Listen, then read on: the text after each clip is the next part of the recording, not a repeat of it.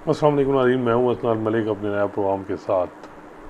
नाज़रीन, जैसा कि आप देख रहे हैं कि आज इस्लामाबाद हाई कोर्ट ने जस्टिस तारिक जहांगीरी के ख़िलाफ़ जो कंपेन चल रही है उस पे जो नोटिस लिया था कल, जो हियरिंग हुई उस हवाले से उसका रिटन आर्डर जारी किया है।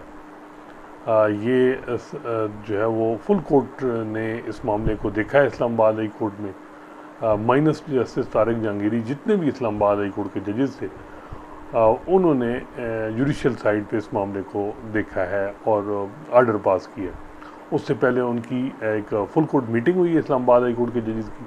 उसके बाद जो है ये जो है वो जजेस जो हैं इन्होंने हेयरिंग की और इसमें एडिशनल अटॉर्नी जनरल को जो मुखातिब होकर जस्टिस आमिर फारूक ने बड़े यानी सख्त जो है वो रिमार्क्स, सीरियस कंसर्न शो किए कि जो जस्टिस तारिक जहांगीरी के ख़िलाफ़ कंपेन चल रही है। तो आर्डर में भी यही है कि जो एक उनका ये था कि एक इस्लामाबाद हाई कोर्ट के जज के ख़िलाफ़ एक मलिशियस कंपेन चल रही है कि जी उनकी डिग्री जली है और उस पर एक कंप्लेंट भी फाइल हुई है सुप्रीम जुडिशल काउंसिल में। उसके अलावा सोशल मीडिया पे भी बड़ा प्रचार किया जा रहा है। तो उन्होंने दो सहाफ़ी जो हैं वो उनको नोटिस किया गया कि वो एक्सप्लेन करें। उन्होंने क्योंकि ट्वीट किए थे और लोगों ने जो कुछ जो 7-8 थे उनको FIA को कहा कि उनसे पूछताछ करें। और ये पैमरा और से भी रिपोर्ट मांगी गई है कि जो जस्टिस जहांगीरी के हवाले से चीज़ें जो हैं वो मीडिया पे चली हैं, मुख्तलिफ़ इदारों से वो रिपोर्ट मांगी गई है।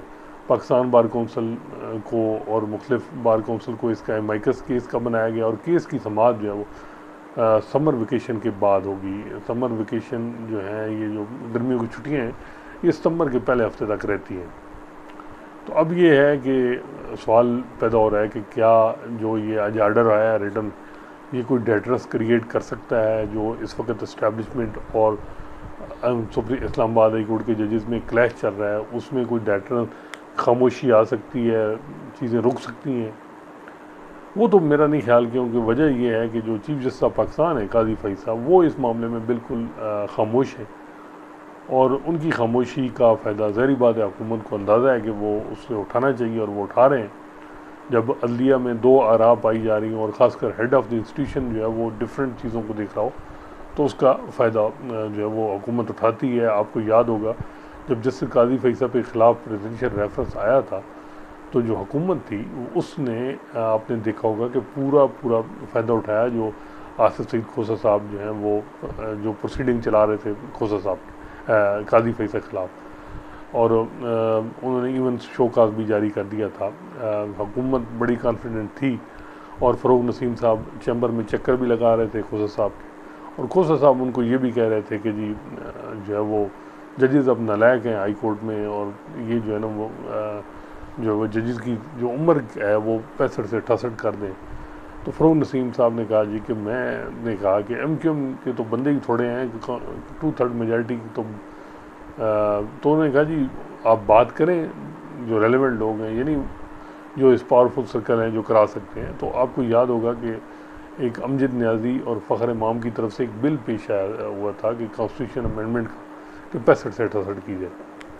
तो ये चीज़ें चलती रहती हैं। जो है वो कुछ जजेस ज़ेर-ए-ताब होते हैं तो दूसरे जजेस उनका बर्ताव ख़ासकर चीफ जस्टिस का बड़ा इंपॉर्टेंट मैटर करता है। अब जो सबसे इम्पॉर्टेंट चीज़ है जो मेरा ख्याल है कि ऐसे जो कंटेम्प्ट है ये तो इतनी ज़्यादा डेटरस नहीं क्रिएट करेगी, क्योंकि कंटेम्प्ट में बहुत मुश्किल होता है सज़ा हो और चीज़ें रुकें, और जो लोग जो हैं वो इस कंपेन का हिस्सा हैं वो बज़ाहिर ये लग रहा है कि वो मज़ीद अग्रेसिव हो रहे हैं। कंपेन नहीं बन रही जब तक उनको आगे से पीछे से मटीरियल या प्रोवाइड ना किया जाए या रुकवा दिया जाए, वो अलग बात है। अब लेकिन जो सबसे एक इम्पॉर्टेंट डेवलपमेंट हुई है वो ये है कि जो वकील हैं वो जस्टिस तारिक जहांगीरी के साथ खड़े हो गए। ये बड़ा इम्पॉर्टेंट मामला है, क्योंकि वकीलों बार का खड़ा होना ये इसकी बड़ी अहमियत होती है। जब कोई जज का लड़ाई इस्टेब्लिशमेंट से चल रही हो और फैक्ट्स की तो बात नहीं होती, जो मेरिट की केस की वो तो होती है कि बदनीति पे इफ्तिखार चोई साहब ने भी अपना केस लड़ा, काजी फैसल साहब ने बदनीति पे सारा केस लड़ा, एक नैरेटिव बनाया जाता है। तो जहांगीरी साहब का ये हुआ है कि जो वकील हैं वो तकरीबन उनके साथ हैं। वो इस तरह हैं कि पाकिस्तान बार कौंसिल के आज 7 मेंबरान ने एक स्टेटमेंट जारी की और कंडेम किया कि जैसे तारिक जहांगीरी के ख़िलाफ़ जो कंपेन चल रही है वो ठीक नहीं है। अब इसमें से जो 6 मेंबरान हैं वो प्रोफेशनल ग्रुप के हैं। Professional group Hamid Khan group, इस वक्त लाहौर हाई कोर्ट बार उनके पास है और बलूचिस्तान की बार्स उनके पास हैं। वो और पाकिस्तान बार कौंसिल में उनके जो वो 6 मेंबर हैं 23 में से। उन 6 ने फुल सपोर्ट किया है। आबिद साकी जो जिनका तलक इंडिपेंडेंट ग्रुप से, आसमा ग्रुप से, वो उन्होंने भी ज्वाइन किया और उन्होंने कंडेम किया और उन्होंने कहा जी कि it is attack on independence of judiciary, यानी अदलिया की आज़ादी पे अटैक है। यानी ये एक नैरेटिव जब जज और इस्टेब्लिशमेंट की होती है तो यही हो जाता है, पैगाम यही दिया जाता है कि अदलिया जो है वो उसकी आज़ादी का मामला है, ये एक जज का मामला नहीं है। और काजी फैसल साहब ने भी, आपको याद है, उन्होंने कहा जी मैं अपना ज़ाती केस नहीं लड़ रहा, मैं तो आप लोगों को इशारा करके जजेस कि कल आपको इस मेरे तरह कटहरे में ना खड़ा होना पड़े तो मैं तो आपके लिए इंडिपेंडेंस ऑफ जुडिशरी की जंग लड़ रहा हूँ। तो अब ये है कि जो प्रोफेशनल ग्रुप तो साथ है, इंडिपेंडेंट ग्रुप जो है वो जो इस्लामाबाद चैप्टर है उनका, वो तो खुल के कल आपने देखा होगा कि जहांगीरी साहब के हक़ में प्रेस कॉन्फ्रेंस हुई है, सपोर्ट की। हारून रशीद साहब, राजा अलीम अब्बासी, ये वो लोग हैं जो इंडिपेंडेंट ग्रुप, एहसन बून, आज़म तारड़ साहब के सरकर्दा लोग हैं इस्लामाबाद बार में, वो जहांगीरी साहब के साथ खड़े हैं। अब जो इस्लामाबाद बार में यूनानिमस उनके साथ होगी, क्योंकि उनके जो मुखालिफ हैं वो शोएब शाहीन साहब का ग्रुप का धड़ा है, या जो प्रो PTI ग्रुप है तो वो तो वैसे ही खड़ा है उनके साथ, क्योंकि ट्रिब्यूनल का केस भी वो सुन रहे हैं। तो इस्लामाबाद बार में तो तकरीबन यूनिटी नज़र आ रही है जहांगीरी साहब की। जो इंडिपेंडेंट ग्रुप है जिसको आसमा ग्रुप कहते हैं, उसके जो सरकर्दा लोग हैं, क्या उन्होंने क्यों नहीं प्रेस रिलीज जारी की? हालांकि जो जस्टिस तारिक जहांगीरी की जो दोस्ती है वो तो सबसे ज़्यादा उनकी आज़म तारड़ साहब से और एहसन बून साहब से है, और तल्लक है, बड़ा पुरानी दोस्ती है। एडवोकेट जनरल उनको नून लीग के दौर में तारड़ साहब ने बनाया था। तो ये जो है वो क्या सोच रहे हैं? जो मेरी इतला है वो जो है कि इंडिपेंडेंट ग्रुप के जो मेंबरान हैं, ख़ासकर पाकिस्तान बार कौंसिल की, वो जस्टिस जहांगीरी के साथ उनकी खामोश सपोर्ट कर रहे हैं। और उनकी ये ख्वाहिश, ये आप कह सकते हैं कि वो जहांगीरी साहब के ख़िलाफ़ नहीं इस्तेमाल होंगे, जिस तरह एक होता है ना कि गवर्नमेंट बार को इस्तेमाल करे किसी जज की, तो वो नहीं होगी। तो और दूसरी बात ये है कि वो उनकी समझ में ये है कि इस मामले को इसी तरह मिट्टी पाओ और फिर आगे निकाला जाए। लेकिन वो जहांगीरी साहब के साथ खड़े हैं। और वो ये है कि इससे ये अंदाज़ा होता है कि पूरा जो वकील कम्युनिटी है वो जहांगीरी साहब के साथ खड़ी है। अब यह है कि सारी बाल है वो काजी फैसल साहब के कोर्ट में है कि क्या काजी फैसल साहब जो हैं वो कोई नोटिस करेंगे सुप्रीम जुडिशल काउंसिल के ज़रिए जहांगीरी साहब को, ये बड़ा इम्पोर्टेंट है। और डिग्री वेरिफिकेशन की बात, अब इस्लामाबाद हाई कोर्ट में जो फुल कोर्ट मीटिंग हुई वहाँ भी जो वो अब देखते हैं कि क्या डिग्री का मामला डिस्कस हुआ, क्या उनको कराची यूनिवर्सिटी वालों को बुलाना चाहिए था, इस हवाले से भी है कि क्या हुई बात, तो अब ये नहीं मालूम। लेकिन ये है कि जजेस जो हैं इस्लामाबाद हाई कोर्ट के, वो जो जस्टिस काजी फैसल ने स्ट्रेटजी अपनाई वो ही अपना रहे हैं कि अग्रेसिव रहो, और अग्रेसिव में ही उनकी बचत है। क्योंकि उनको जब इस्टेब्लिशमेंट के ख़िलाफ़ वो स्टैंड लेंगे तो चाहे इफ्तिखार चौधरी हैं, काजी फैसल हैं, वो सुरखरू ही है। तो यही चीज़ जो है वो बज़ाहिर ये लग रही है कि ये जजेस भी उसी तरफ जा रहे हैं। तो अब देखते हैं कि किस तरफ जो है वो मामला जाता है। मेरा ख़्याल है कि जहांगीरी साहब जो हैं वो अपना केस अगर उन्हें रिज़ाइन देना होता तो वो दे देते, अब वो खड़े हैं। तो अब देखते हैं किस हद तक वो जो है वो, एक बात जो है कि अमूमन जो किसी जज ने चीफ जस्टिस बनना हो तो उसके ख़िलाफ़ कंपेन चलती है। जहांगीरी साहब ने तो चीफ जस्टिस भी नहीं बनना इस्लामाबाद हाई कोर्ट, फिर क्यों ये चीज़ें हो रही हैं? ये बड़ा इंटरेस्टिंग है।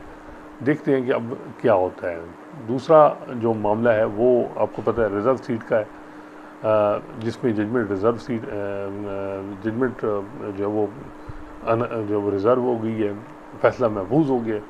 अब देखते हैं कि जो किसकी मेजॉरिटी बनती है। बज़ाहिर ये लग रहा है कि प्लान बी की एग्जीक्यूशन की कोशिश की जाएगी और की जा रही होगी।